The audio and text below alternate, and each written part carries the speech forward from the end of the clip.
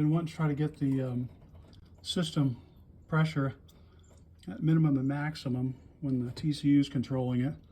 And it's hard to do with TechStream. Data list is so slow to update, you can't get a good number.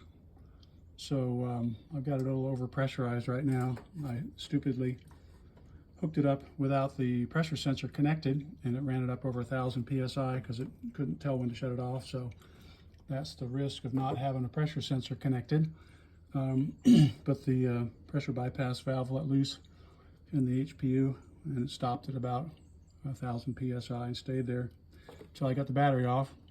So I'm going to hook up the battery and shift it through some gears until the pump comes on, and then try to keep an eye on what the minimum pressure is and then how long the pump runs to see what the maximum pressure is.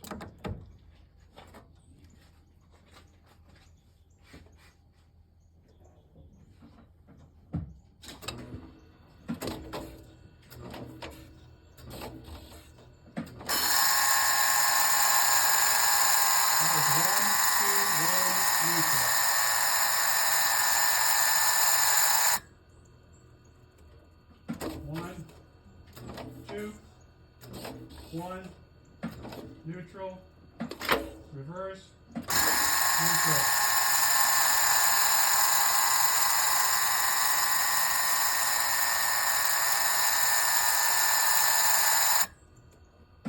One, two, one, neutral, reverse, neutral.